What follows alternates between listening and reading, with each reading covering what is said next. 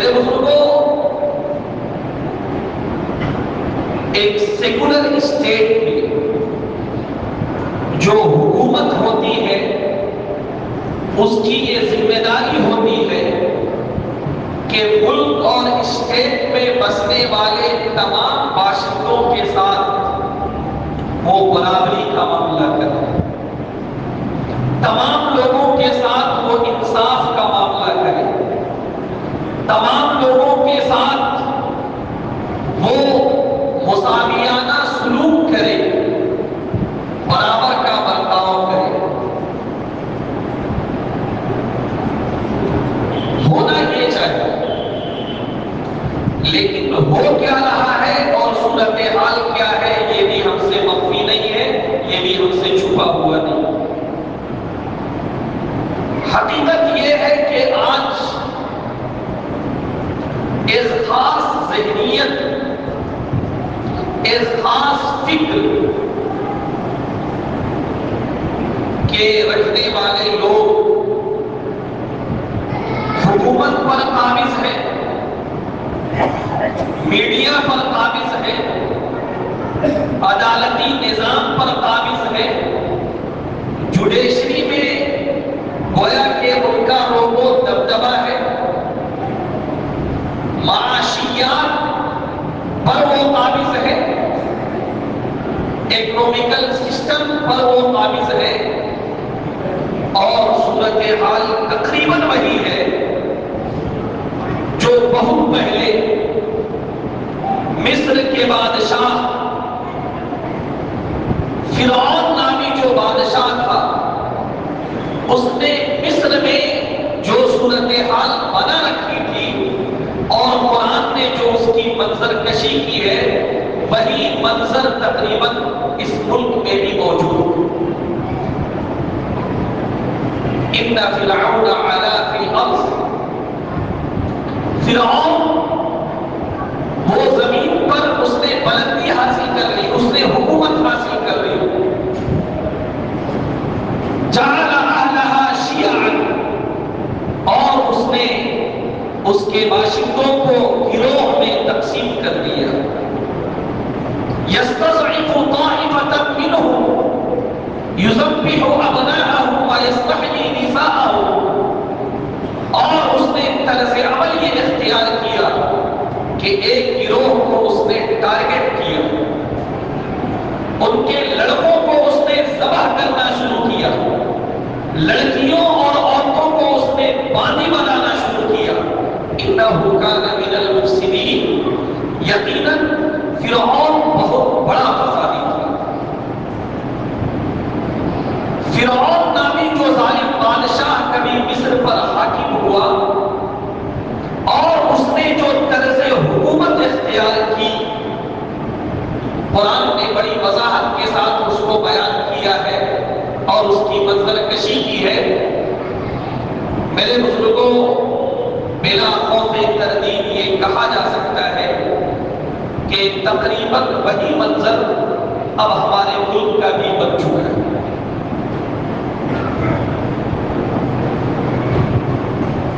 یقیناً انگریز اور انگریزوں کی غلامی سے ہم نے آزادی حاصل کر لی، ہمارا جسم آزاد ہو گیا، ہمارا ظاہر آزاد ہو گیا، لیکن ابھی بھی بہت سی غلامی کی زنجیریں باقی ہیں جن کو توڑنا ہر انصاف پسند ہندوستانی کی ذمہ داری ہے۔ رنگ و نسل کی بنیاد پر اگر کسی طرح کی کوئی تفریق ہمارے ذہن میں ہے،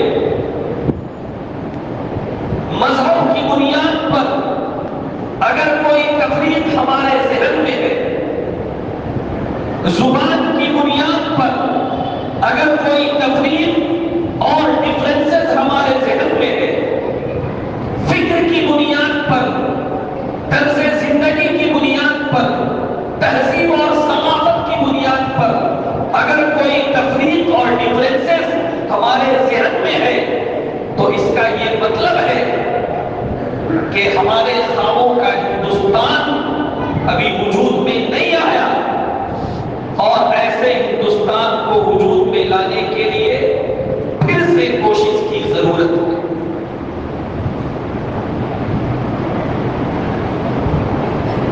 ہم سب مسلمان ہیں، ہماری ایک طرز زندگی ہے، ہمارا ایک مذہب ہے، ہمارا ایک کلچر ہے، اور ہم جہاں بھی رہیں گے اپنے امتیاز کے ساتھ رہیں گے۔ اگر لوگوں کے دل میں یہ چاہ اور تمنا ہو کہ ایک مسلمان یا کہیں پر اسلامی حکومت اگر قائم ہوتی ہے اور وہاں پر مسلمانوں کی میجورٹی رہتی ہے، وہاں پر مسلمانوں کی اکثریت رہتی ہے، لیکن اگر وہاں پر اقلیتوں کا بھی وجود ہے، مائنورٹیز کا بھی وجود ہے، یہودیوں کی شکل میں، عیسائیوں کی شکل میں، مشرکین کی شکل میں، تو اسلام اپنی اقلیتوں کے ساتھ، اپنی مائنورٹیز کے ساتھ کیا طرز اختیار کرنے کا حکم دیتا ہے؟ اگر کسی کی چاہ ہو تو سب سے پہلے وہ ریاست مدینہ کو دیکھے۔ حضور پاک نے جو طرز اختیار کیا تھا، حضرت ابو بکر نے جو طرز اختیار کیا تھا، حضرت عمر نے جو طرز اختیار کیا تھا، حضرت عثمان نے جو طرز اختیار کیا تھا، حضرت علی نے جو طرز اختیار کیا تھا، اس کو وہ دیکھے۔ اگر کہیں پر کوئی اکثریت میں ہے تو وہ یہ نہ سمجھ لے کہ آج طاقت ہمارے ہاتھ میں ہے، حکومت ہمارے ہاتھ میں ہے، جو مائنورٹیز ہیں، جو اقلیت ہیں، ان کے ساتھ ہم جو چاہے معاملہ کریں، ان کے ساتھ ہم جانوروں والا سلوک کریں۔ اگر کوئی ایسا سمجھتا ہے تو وہ غلط سمجھتا ہے، اور کسی کو اگر سیکھ لینی ہو، کسی کو سبق لینا ہو کہ اسلامی تعلیمات اس سلسلے میں کیا ہے، تو وہ حضور کے اسوے کو دیکھے، وہ خلفائے راشدین کے اسوے کو دیکھے۔ میں صورتحال کیا بیان کروں؟ کیا ایسا نہیں ہے کہ ہمارے ملک ہندوستان میں جو اقلیت میں ہے، میں کسی خاص مذہب کے ماننے والے کا نام نہیں لینا چاہتا، لیکن صورتحال یہ ہے کہ جو بھی اقلیت میں ہے، اگر ان سے جا کر پوچھا جائے کہ کیا آپ کی جان محفوظ ہے، کیا آپ کا مال محفوظ ہے، کیا آپ کی عزت محفوظ ہے، کیا آپ پورے اعتماد کے ساتھ اپنے مذہب پر عمل کرتے ہیں، کیا آپ کو پوری آزادی کے ساتھ اپنی تہذیب اور کلچر پر عمل کرنے کی چھوٹ ہے؟ اگر یہ اقلیتوں سے پوچھا جائے تو میرا خیال یہ ہے کہ تقریباً تمام اقلیتوں کا جواب یہ ہوگا کہ نہیں۔ اگرچہ ہمارا قانون ہمیں ہر طرح کی آزادی دیتا ہے، لیکن عمل اور پریکٹیکل ایسا نہیں ہے، اور کچھ خاص لوگوں نے اس طرح کا ماحول ہمارے ملک میں بنا دیا۔ آؤ اسلامی تاریخ، حضور پاک کے اسوے اور خلفائے راشدین کے اسوے میں بھی اسلامی تعلیمات کی تھوڑی سی یہ جھلک بھی دیکھو کہ اسلام کا جب عروج تھا، اسلام کا جب دور حکومت تھا، تو اس نے اپنی اقلیتوں کے ساتھ کیسا سلوک کیا۔ اللہ کے رسول صلی اللہ علیہ وسلم 13 سال تک مکے میں رہتے ہیں۔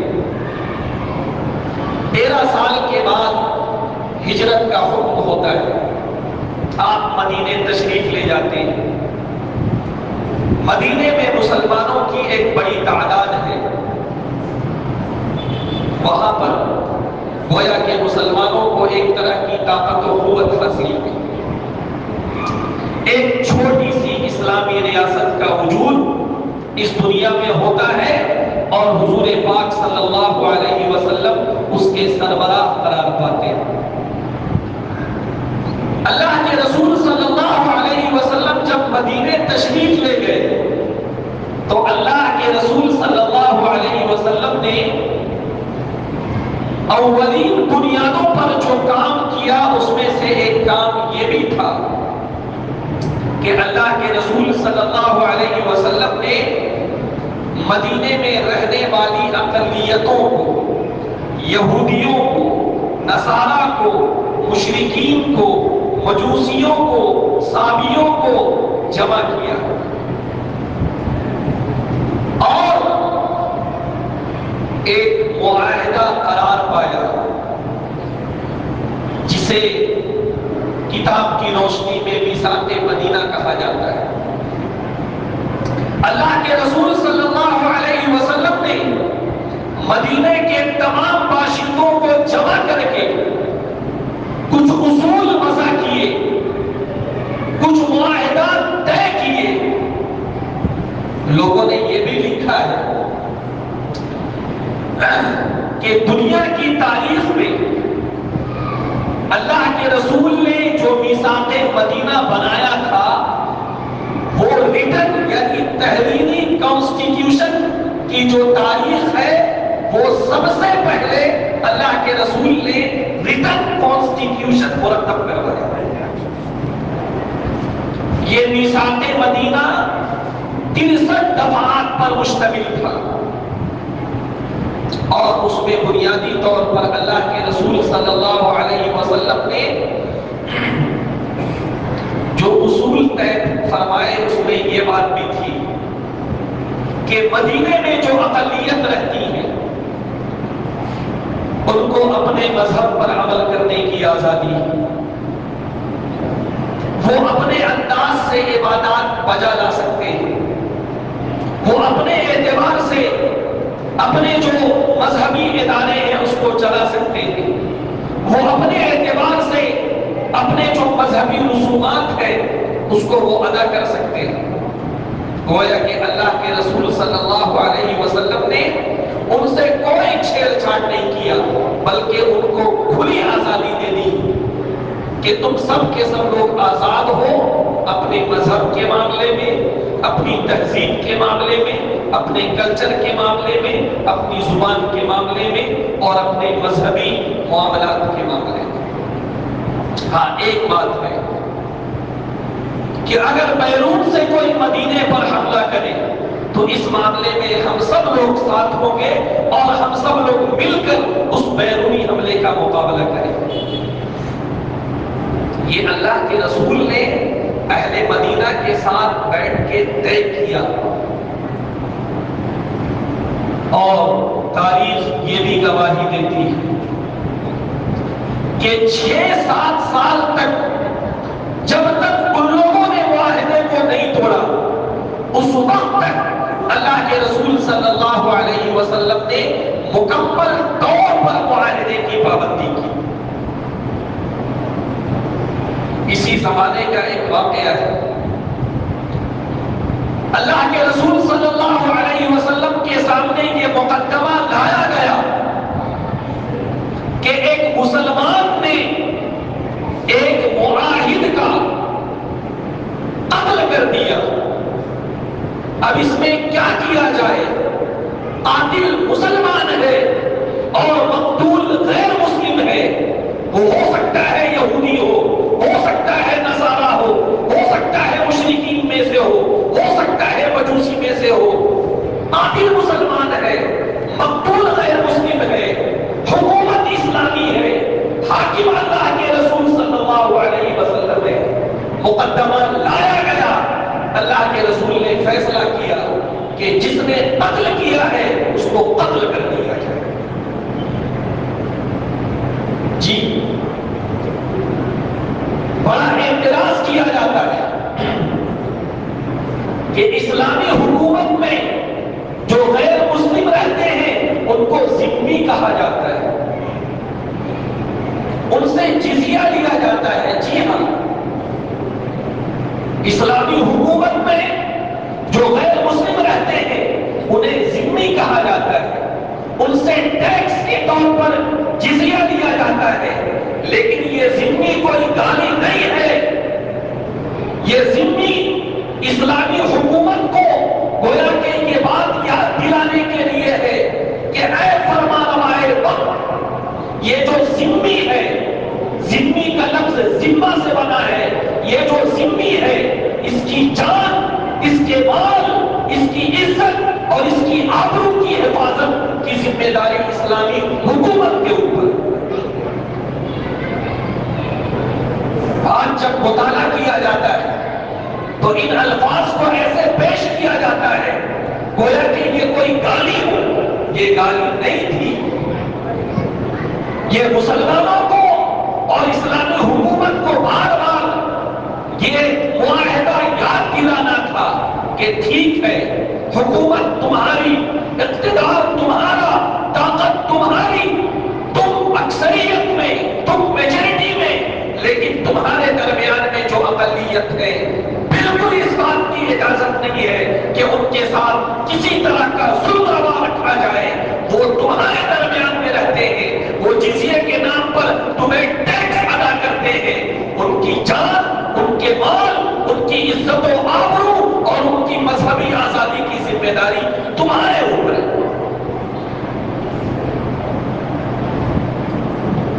جزیہ کے نام سے جو ٹیکس لیا جاتا ہے اسلامی حکومت میں، اس کو بھی بڑا موضوع بنایا جاتا ہے کہ یہ کیا ہے.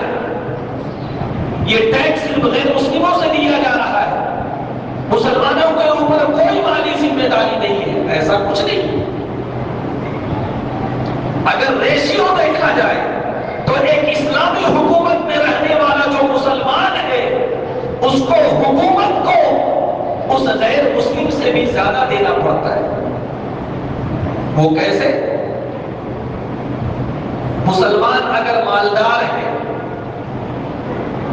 وہ اپنے مال کی زکات ادا کرے گا، 2.5%، 5%، 10%، جو بھی زکات وہ ادا کرے گا وہ اپنے طور پر ادا نہیں کرے گا بلکہ حکومت کے کارندے آئیں گے، وہ زکات کو وصول کرے گا، وہ زکات بیت المال میں جائے گا. اگر اچانک کوئی آفت آ پڑی ہے اور حکومت کی طرف سے اپیل ہو جائے کہ اس معاملے میں مسلمانوں کو خرچ کرنا ہے، وہ سارے پیسے بیت المال میں جائیں گے. خلیفہ کی نگرانی میں، حاکم وقت کی نگرانی میں اس مال کو خرچ کیا جائے گا. اور بھی اس کے علاوہ جو تقاضے ہیں ان تمام کے لیے اگر مسلمانوں سے پیسہ لیا جاتا ہے وہ تمام پیسہ بیت المال میں جمع ہو کر خلیفہ وقت کی نگرانی میں خرچ کیا جاتا ہے. اس ریشیو کو اگر دیکھا جائے تو یہ اعتراض ختم ہو جاتا ہے. لیکن آگے ایک بات اور بھی سنیں، اسلامی حکومت میں رہنے والا اگر کوئی غیر مسلم ذمی اگر مجبور ہو جائے، اگر بے بس ہو جائے، اگر بے روزگار ہو جائے، اگر جاب لیس ہو جائے، اگر اس کا کوئی پرسان حال نہ ہو، کوئی اس کو دیکھنے والا نہ ہو، اسلامی حکومت کو یہ حکم دیا جاتا ہے کہ اس سے جزیے کو معاف کیا جائے. اب اسلامی حکومت اس ذمی سے بھی ٹیکس اور جزیہ نہیں لے سکتی، اور نہ صرف یہ کہ جزیہ نہیں لینا ہے بلکہ اسلامی حکومت اور حاکم وقت کی ذمہ داری ہے کہ اس مجبور اور ضعیف اور کمزور اور ناتواں کے لیے وہ بیت المال سے وظیفہ مقرر کرے، بیت المال سے وظیفہ مقرر کیا جائے. یہ ہے اسلامی حکومت میں غیر مسلموں کے حقوق. بڑا موضوع بنایا گیا. آج ہم جمہوریت کے تحت زندگی گزار رہے ہیں اور کہا جاتا ہے کہ صاحب یہاں پر ہر ایک کو اپنی رائے رکھنے کی آزادی ہے اور اس کے اظہار کی بھی آزادی ہے. جو صورتحال بنا دی گئی ہے، کیا ایسا ہے کہ اب کھلے عام کوئی حاکم وقت اور حکومت وقت پر تنقید کر سکے، کرٹیسائز کر سکے، ان کی غلطیوں کو بتا سکے؟ لیکن دیکھیے حضرت عمر رضی اللہ عنہ کا دور ہے.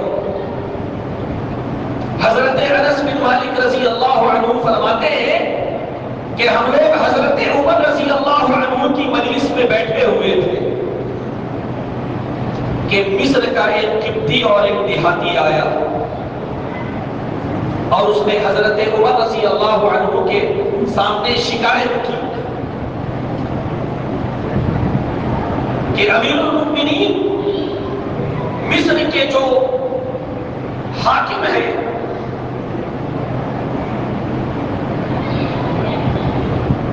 حضرت عمرو بن عاص رضی اللہ عنہ، انہوں نے ایک کمپٹیشن اور گھوڑ دوڑ کا ایک مقابلہ کرا. مقابلے میں بہت سارے لوگوں نے حصہ لیا. مقابلے میں عمرو بن عاص جو حاکم مصر ہے، ان کا بیٹا بھی شریک ہے. مقابلے میں بہت سارے لوگ شریک ہیں اور مقابلے میں بھی شریک ہوں. سارے لوگوں نے اپنے اپنے گھوڑے دوڑائے اور اس کے بعد پھر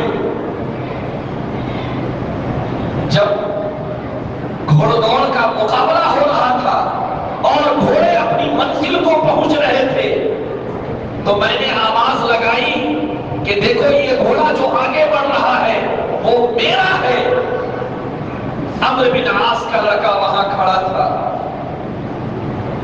اس نے کہا کہ نہیں، جو گھوڑا آگے بڑھ رہا ہے وہ میرا ہے.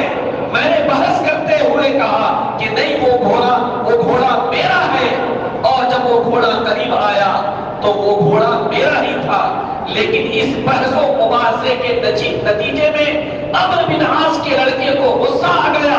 اس نے مجھے کوڑا مارا اور یہ کہا کہ تمہیں پتہ نہیں انا ابن المکرمین، کہ میں باعزت لوگوں کا لڑکا ہوں، تم ایک عام آدمی ہو. تمہاری مجال کیسے ہے کہ تم حاکم وقت اور خلیفہ وقت اور گورنر کے بیٹے سے بحث و مباحثہ کرو؟ یہ بیچارہ دیہاتی حضرت عمر رضی اللہ عنہ کی خدمت میں حاضر ہوتا ہے اور کہتا ہے کہ امیر المؤمنین میرے ساتھ یہ معاملہ ہوا. امیر المؤمنین حکم دیتے ہیں کہ عمرو بن عاص کو خبر بھیجی جائے کہ جیسے میرا خط ان تک پہنچے وہ میری خدمت میں آئے اور اپنے ساتھ اپنے لڑکے کو بھی لے کر آئے. حضرت انس بن مالک رضی اللہ عنہ ہی گواہی دیتے تھے کہ حضرت عمرو بن عاص جب حضرت عمر رضی اللہ عنہ کی خدمت میں آئے تو ان کے کمر میں ایک لنگی تھی اور ان کے بدن کے اوپر ایک چادر تھی. گویا کہ جیسے حکم پہنچا وہ فوراً حضرت عمر کی خدمت میں آنے کے لیے تیار ہو گئے. بلایا گیا اس قبطی کو، حضرت عمر کے سامنے مقدمہ رکھا گیا اور بات ثابت ہو گئی کہ حضرت عمرو بن عاص کے لڑکے نے اس قبطی پر ظلم کیا. حضرت عمر رضی اللہ عنہ نے بھری مجلس میں اس قبطی کے ہاتھ میں کوڑا دیا اور یہ کہا کہ تو اپنا بدلہ لے. اس قبطی نے حضرت عمرو بن عاص کے لڑکے سے بدلہ لیا. اس کے بعد حضرت عمر رضی اللہ عنہ نے کہا کہ اگر تم چاہو تو یہ کوڑا عمرو بن عاص کے سر پر بھی برسا سکتے ہو، کیونکہ اس کے بیٹے کے اندر جو غرور پیدا ہوا، جو تکبر پیدا ہوا، جو انانیت پیدا ہوئی، وہ اپنے باپ کے شک پر پیدا ہوئی. اس وجہ سے پیدا ہوئی کہ اس کا باپ گورنر ہے، لہذا یہ بھی ذمہ دار ہے. لیکن اس دیہاتی اور قبطی نے کہا کہ حضور نے مجھے مارا تھا میں نے اسے مار لیا. عمرو بن عاص کا اس مسئلے سے کوئی تعلق نہیں ہے. حضرت عمر نے کہا کہ اگر تم مارتے بھی تو میں بیچ میں نہ آتا. اس کے بعد پھر حضرت عمر رضی اللہ عنہ عمرو بن عاص کی طرف متوجہ ہوتے ہیں اور فرماتے ہیں کہ عمرو بن عاص یہ کیا معاملہ ہو گیا؟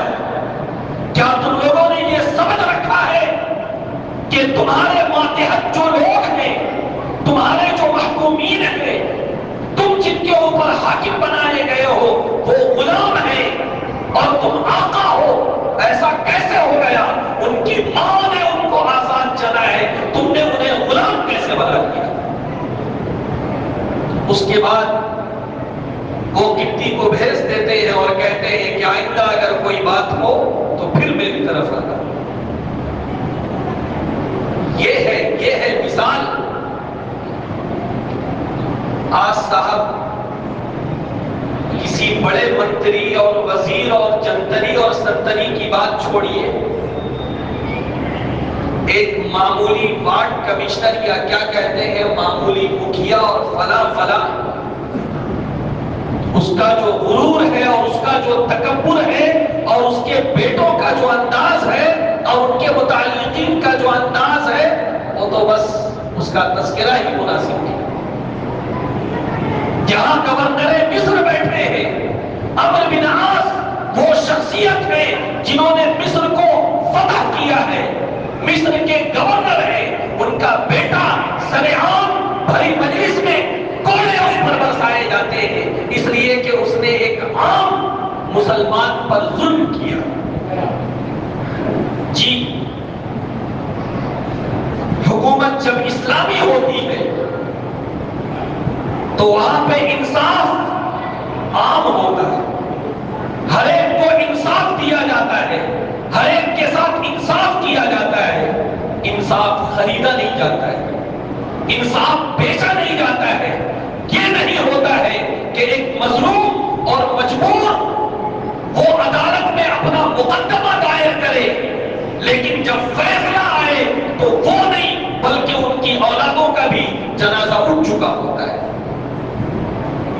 یہ ہے صورتحال. حضرت عمر رضی اللہ عنہ ہی کا دور ہے. ایک کوئی مقدمہ پیش ہوتا ہے، حضرت عمر رضی اللہ عنہ سے کسی کا کوئی معاملہ ہوتا ہے. حضرت عمر رضی اللہ عنہ اور ان کا جو فریق تھا وہ عدالت میں پیش ہوتے ہیں. قاضی کے طور پر ایک صحابی بیٹھے ہوتے ہیں. اب بہرحال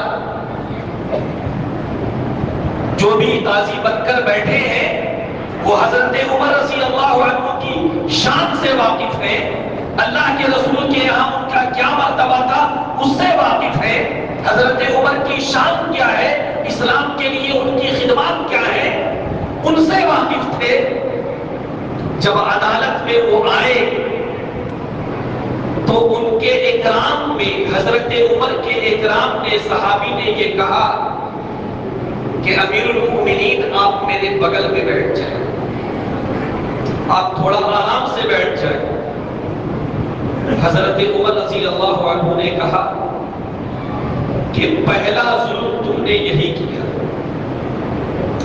اس وقت میں امیر المومنین کی حیثیت سے نہیں بلکہ میں ایک نزاعی معاملے میں ایک فریق کی حیثیت سے تمہاری عدالت میں حاضر ہوں.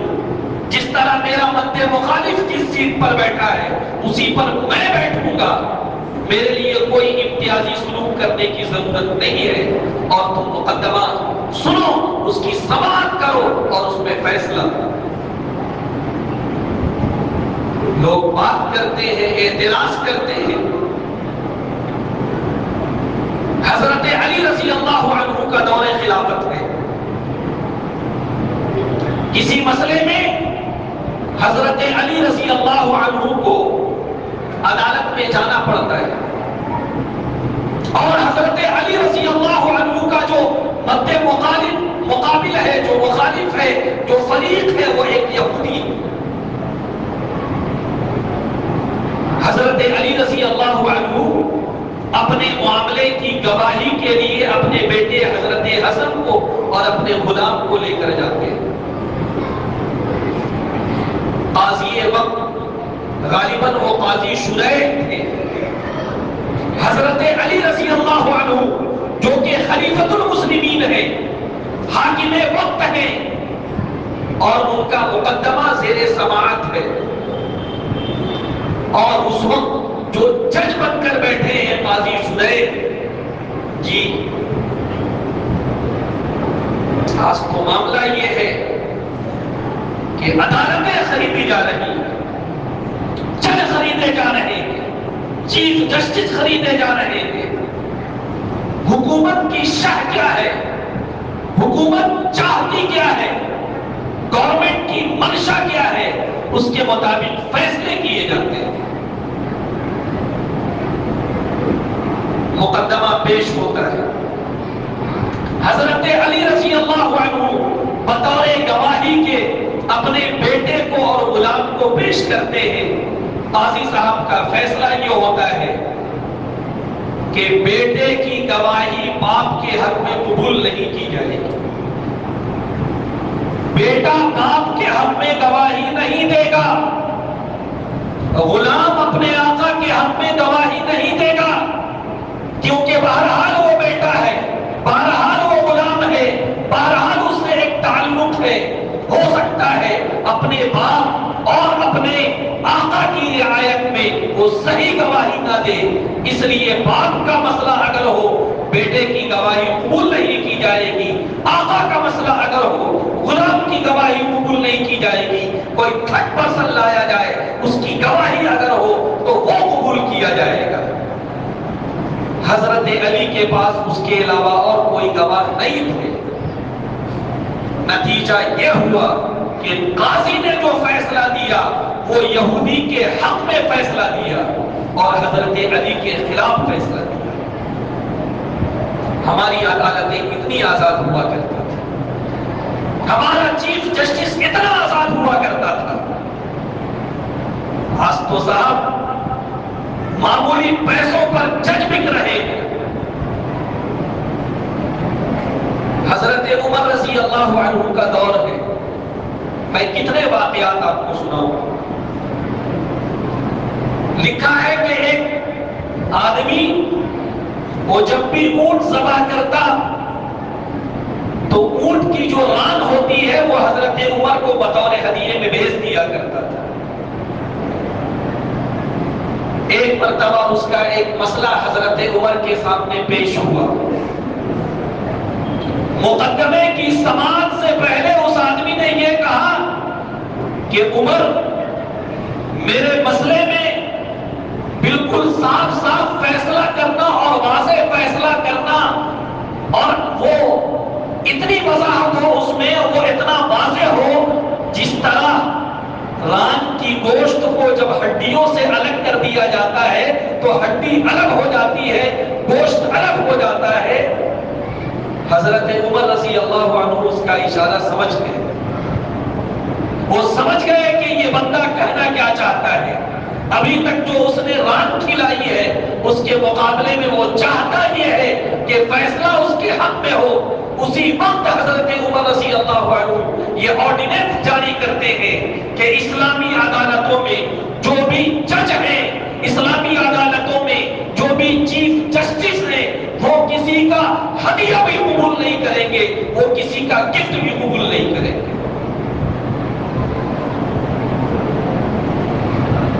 بات اگر اسلامی حکومت کی جائے، اسلامی عدالتوں کی جائے، تو وہ ایک ایسا نظام اسلام نے دنیا کو دیا ہے کہ اس کو اگر برت لیا جائے تو یہ دنیا جنت نشاں بن جائے، اس دنیا ہی میں جنت کے مزے آنے لگے۔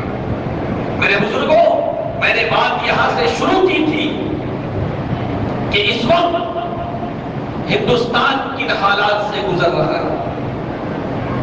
ہمارے سامنے حالات کا رونے کی بالکل ضرورت نہیں، یہ ملک ہمارا ہے، یہاں مسلمانوں کی 800 سال تک حکومتیں رہی، ہمارے آبا و اجداد یہاں دفن ہیں، ہمارے بزرگوں کی یادگاریں یہاں پر ہیں۔